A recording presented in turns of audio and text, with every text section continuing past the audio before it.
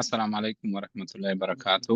نن د 14 درس دوهمه برخه ده. عنوان په سورة الفاتحه کې د جار او مجرور پیژندنه ده. اعوذ بالله من الشیطان الرجیم. بسم الله الرحمن الرحیم. انا انزلناه قرآنا عربیا لعلكم تعقلون. سورة یوسف دوهم نمبر آیت ده. ترجمه دسته بشک مو قرآن په عربي ژبه نازل کړ چې تاسو پوه شئ او عقل وکاروئ. نو الله جل جلاله قرآن په عربي ژبه نازل کړی.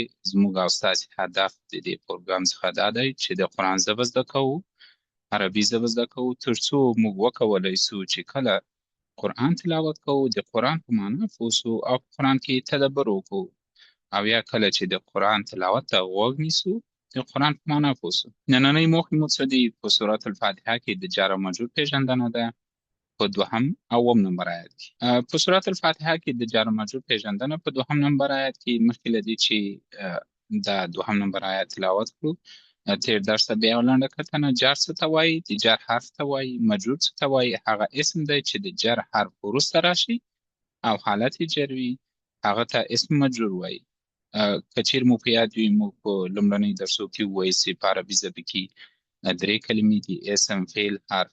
حرف څه ته ویل؟ هغه کلمې ته وایي چې په تنهایی معنا نه ورکوي، ولې وروسته چې کله کومه کلمه راسي یا اسم راسي معنا ورکوي. زه اوس راځم د سورة الفاتحې دوهم نمبر آیات تلاوت کوم. اعوذ بالله من الشیطان الرجیم. بسم الله الرحمن الرحیم. الحمد لله رب العالمین. نو زه اوس له ځانه پوښتنه کوم چې آیا دلته جار و مجرور شته که نشته؟ هو، دلته جار و مجرور شته. کوم یو دي؟ لله. ما څنګه وپېژندل؟ دلته وګورئ، لومړی حرف ش ده، لی. دا د جر له حروفو څخه ده. نو زه به راسم دې جدول ته چې آیا دا د جر له حروفو څخه ده که نه ده. با، تا، کاف، لام ما پیدا کړو چې دا د جر له حروفو څخه ده. معنی شه ده د یا لپاره. نو موږ ویل چې لام څو ډولونه لري، موږ ته نه یو ډول وایو. نو اوس ما مشخص کړ چې دا څه سو، دا جار سو. جار څه ته وایي؟ د حرف جر ته وایي. موږ ویل حرف هغه کلمه ده چې په تنهایی معنا نه ورکوي لپاره، خو وروسته د جر یا د حرف جر نه هره کلمه چې راسي بیا دا معنا ورکوي د حرف. نو موږ ویل چې وروسته د جر حرف نه یا جار نه هر هغه اسم چې راځي په حالت چې کې وي، په حالت جر کې وي. دلته چې د وروسته له د جر حرف الله، د الله جل جلاله نوم حالت چې کې ده، په حالت جر کې د جر موږ څه ته وایي چې حالت چې وي کسره وي، یا که چیرې د پای تورو ترکیب ولري نو بیا عیني یا ایني اخلي. نو زه اوس ویلی شم چې دا جار و مجرور دی. موږ وایو چې د جار او مجرور ترمنځ فاصله نشته. دا دواړه چې وصل شي څنګه ویل کېږي؟ لله. نو د دې معنا څنګه سو؟ لی لپاره، الله الله جل جلاله لپاره، د الله جل جلاله. او دا رب العالمین دا شی ده، دا مضاف او مضاف الیه ده. په دې اړه ما مفصلا درس ورکړی. دا دوه نومونه دي چې څنګه راغلي، معنا ورکوي او ملکیت ښیي. نو انشاءالله دا اوس تاسې کولی شئ چې دا خپله ترجمه کړئ. بس رای ته ځو. په سورة الفاتحه کې د جار و مجرور پیژندنه په اووم نمبر آیت کې زه غواړم چې د اووم نمبر آیات تلاوت کړم. اعوذ بالله من الشیطان الرجیم.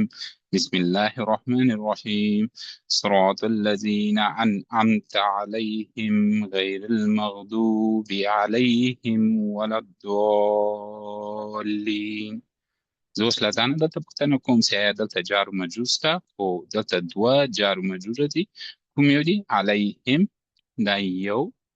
دوهم شی ده علیهم. تا ماده څنګه وپېژندل؟ لومړی ما له اعلی وپېژندل. دا جار څه ته وایي؟ حرف جر ته وایي اعلی.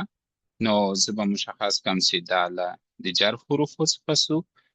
څنګه ما وپېژندل چې د جر له حروفو څخه سو؟ رابسم د جر حروف جدول ته. دلته وګورئ، با، تا، کاف، لام، واو، من، فی، ان. علامه پیدا کړو چې دا شی ده، دا د جر له حروفو څخه ده او معنی شی ده پر یا باندې.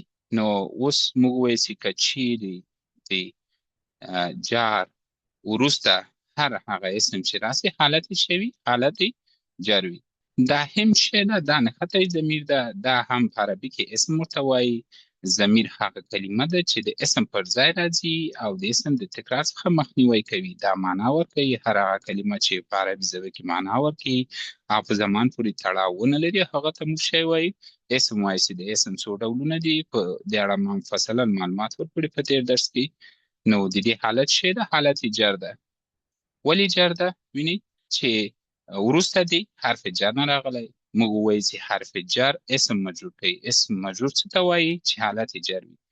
نو دا مو په یاد وي هر وخت چې اله له اسم سره راغی، کله چې دا دواړه سره نښلوي دا څنګه ویل کېږي؟ علیهم. اله څه معنا؟ پر. هم هغو، پر هغو کسانو یا پر هغو چې کله یې ترجمه کوو. د نننۍ درس لنډیز موږ په سورة الفاتحه کې د جار او مجرور پیژندنه وکړه. جار څه ته وایي؟ د جار حرف ته وایي. او مجرور څه ته وایي؟ هغه اسم ته وایي چې د جار وروسته راځي او حالت جر وي، هغه ته اسم مجرور وایي.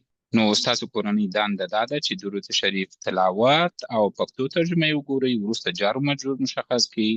که مو چیرې پوښتنه درلوده کولی شئ ماته یې کمنټ کې ولیکئ. یادونې زموږ درس د قرآن کریم آیتونو ګرامري تحلیل ده. وخت به له 5 تر 10 دقیقو پورې وي. منبع به قرآن کریم وي. خپلې ټولې یادونې او پوښتنې په کمنټ کې راته ولیکئ. نننۍ درس همدلته پای ته ورسېد. تاسو ته ښه وخت غواړم. په دعاو کې مه هېروئ. خدای پامان.